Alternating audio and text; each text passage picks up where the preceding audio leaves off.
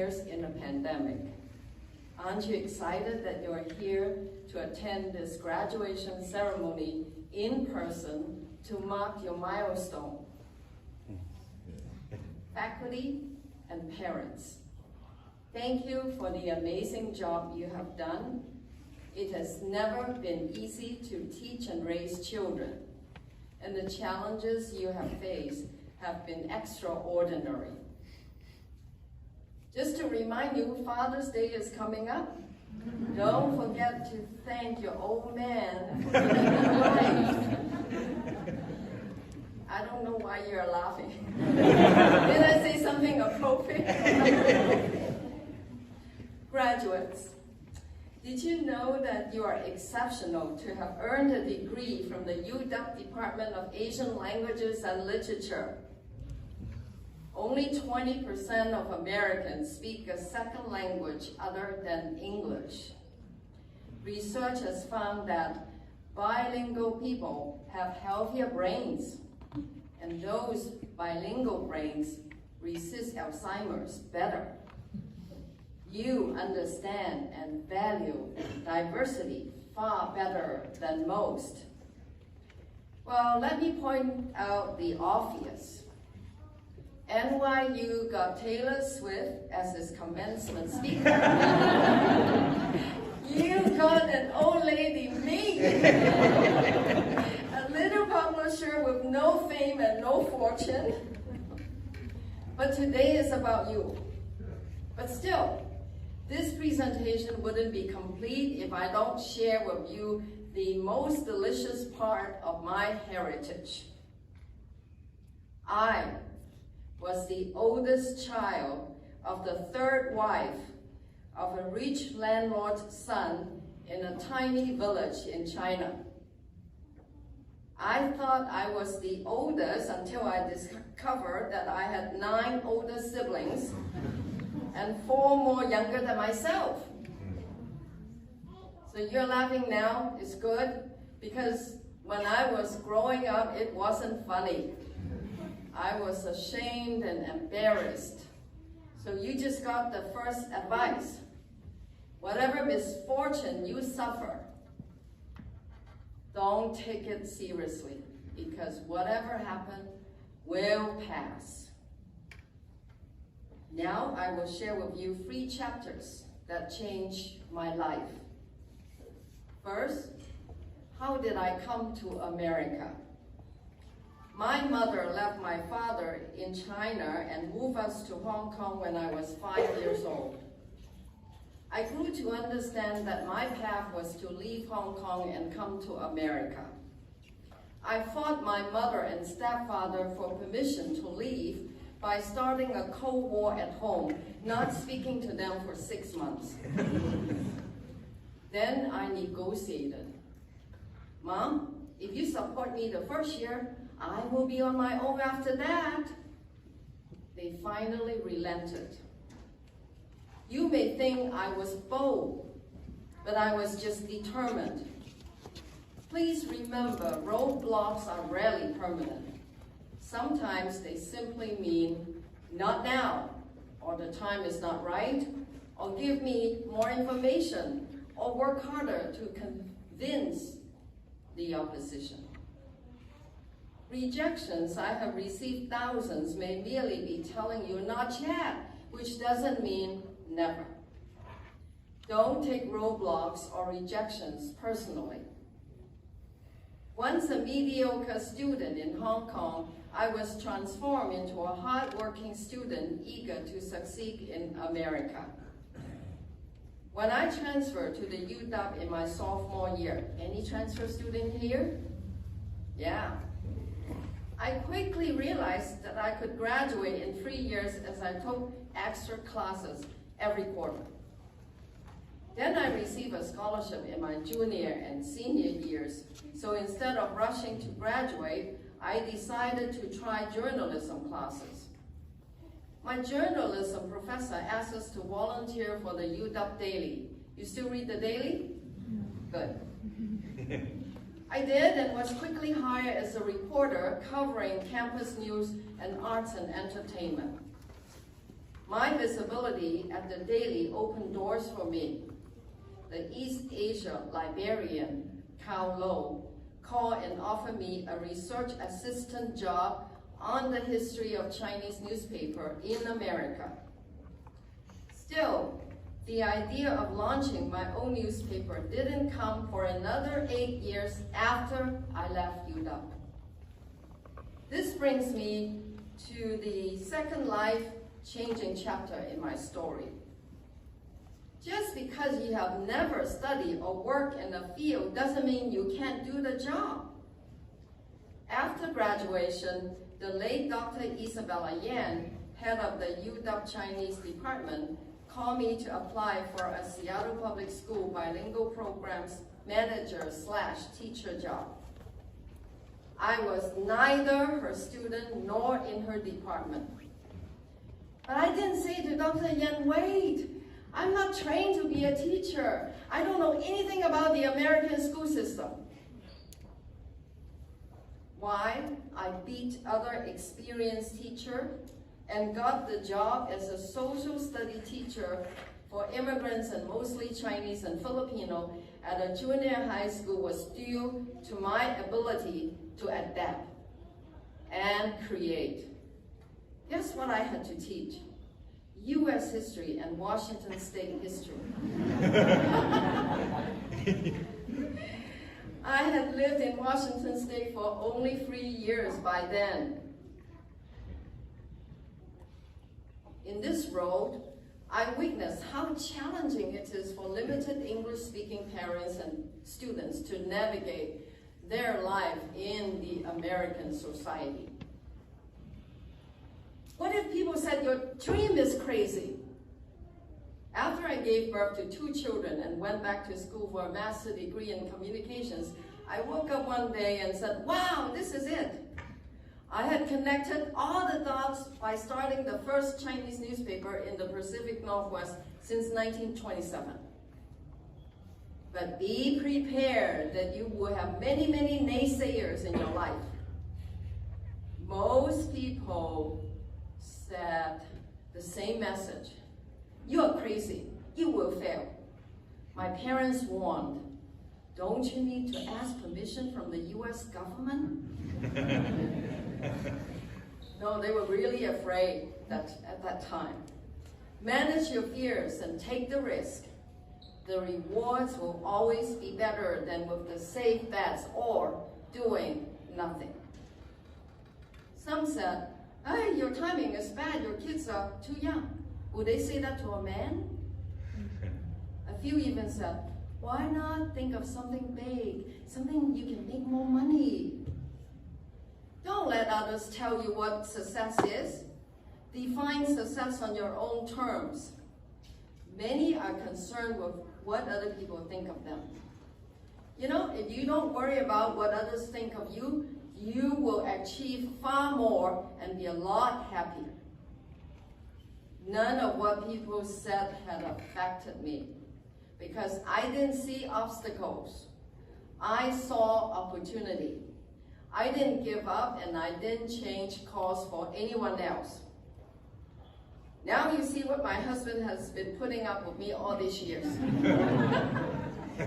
I was crazy then and I'm crazy now. My wonderful husband, George.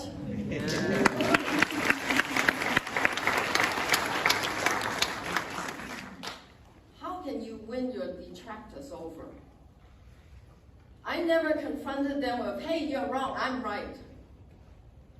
I persevered. They eventually realized, edition after edition, that I had no personal agenda. Their perceptions about the newspaper changed. Some said I was courageous. I never thought I was brave. Determined, yes. My motivation was simple. There is a need and I simply fulfill the need. So as you write your own story, look around you, you can fulfill many, many needs with your education, creativity, a desire to serve, and yes, a desire to change the world. It's never too late for you to have dreams and passions. It's never too old for you to have adventures in your life. Don't be afraid of failures, mistakes, setbacks, and rejections. These are feedbacks for you. Small interruptions in your life that can be great teachers. They will give you insights into how to move forward. Break the rules when you must. Men who break the rules often receive praise while women are criticized for being out of line. I have broken many barriers and rules in my life without even knowing it. I simply did what I had to do to accomplish my goals. When we got married in the 1970s, women were supposed to take the husband's name. I didn't. I wasn't trying to be a feminist. In fact, I didn't even know what that word meant at the time. I just didn't feel the need. It's a hassle to change your name and a waste of money. He didn't smile.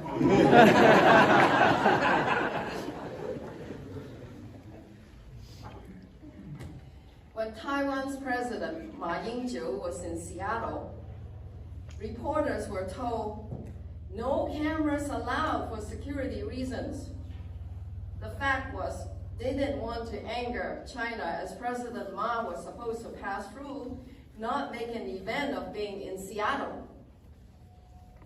So I hid my camera in the backpack and waited for every guest to walk through security. When the guards were packing up the scanner, I appeared. The guard said, hurry, get in. My photos were the only ones that documented the event. No one complained about my camera except a competitor. Behind the scenes, the Taiwanese officials were smiling. For those of you who blame the pandemic for all their pain, here is what author Michael Hoff wrote. Good times create weak men, and bad times create strong men. Strong men create good times. Weak men create hard times. Adaptability is the secret to survival and winning. During the pandemic, many told me to shut down the papers because we were bleeding money financially, and it was so hard. Somebody is responding to my speech. Yeah. It's okay, it's okay. I speak louder than the baby. President John F. Kennedy said, we choose to go to the moon in this decade and do the other things, not because they are easy, but because they are hard. Who could have known that the Asian community would be blamed for COVID-19, resulting in a 900% increase in anti-Asian hate crimes in this country since April 2020? We were right there to report the hate crimes, educate the community and public, and to provide a voice for the community. During COVID, over hundreds of local papers were shut down, and over 6,000 journalists have been laid off in the US.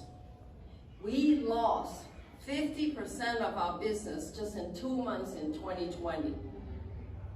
Yet, we are still publishing, still telling the important story from our community. We haven't missed a single issue. And when we knew that we had to make a tough decision to lay off one employee, we postponed our decision as much as we could until things got better in September 2021. And we gave the employee a 3-month notice so she could find another job, and she did. If that is not success, what is? Success is not defined by how many zeros you have in your paycheck. Money doesn't buy you happiness. For the past 2 years, I have redefined success and leadership. Leading with love is now my mantra. I see myself as a dream builder for those who need help fulfilling their dreams. I use the pandemic as a moment to reimagine every aspect of my life, from work to my daily habits. We turned disadvantage into advantage. What was impossible became possible. We took the opportunity offered by the pandemic to heal our stressed minds and bodies while improving our editorial and business operations. 3 daily routines which helped me personally during the last 2 years have been walking outdoors, meditation on gratitude, self-love and letting go, and having a purpose every day. My purpose, the newspapers. If you can teach yourself to learn a new language, you can teach or program your body and mind to focus on the present and your future. Neuroscientist Dr. Daniel Amen said, "The best way to help yourself is to help others." I know many of you have made a lot of sacrifices to get through the past 4, 5, or even 6 years and may not know exactly which direction you need to take. All you need is to open to possibilities and challenges. Some of you are thinking, I still don't know what my passion is. Don't panic. Your seeds of vision and skills are planted in here a long time ago. Dig deeper. Be curious. Pay attention. Trust me, it will come. Thank you for inviting me to speak. It is a blessing and honor and opportunity for me to take care of some unfinished business. Today is a full circle moment for me. As you heard Professor Cho's introduction, that I have raised money for many scholarship endowments. I would say I owe a debt to Dr. Yan and the department. If not for Dr. Yan, I would not be standing here today. I would not have fulfilled my American dream. So although it is 50 years late or half a century late, I would like to honor Dr. Yan by supporting one of the programs in the Department of Asian Languages and Literature. Okay?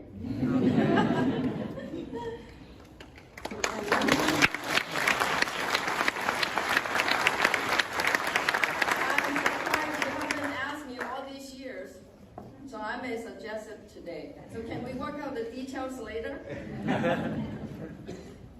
I've always felt fortunate to be in America. In America, you can turn nothing into something and nobody into somebody. In America, an ordinary girl from China can start 2 newspapers, visit President Barack Obama at the White House, and dine with Chinese President Xi Jinping in Seattle in 2015. I'm one of the very few people in this world to have seen in person 5 powerful Chinese leaders, Deng Xiaoping, Jiao Ziyang, Jiang Zemin, Wu Jintao, and Xi Jinping, as well as Taiwan's 2 presidents. Astonishingly, all in America. Every day, people follow dreams, even when it feels more like a treasure hunt than a miracle. I'm grateful because my story is one of those miracles. I look forward to having you share with me your unique success stories, no matter how many tries it takes you. Are you ready, 22 graduates?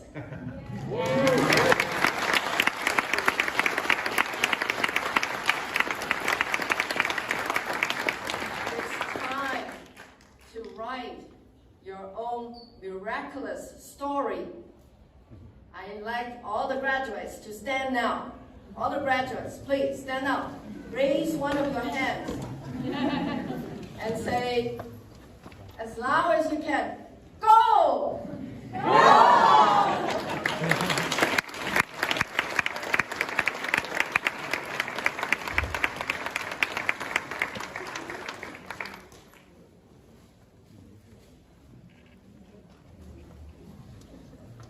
Thank you, Ms. Ng, for those heartfelt and really inspiring remarks, and thank you for joining our celebration today. I knew about your connections with the University of Washington.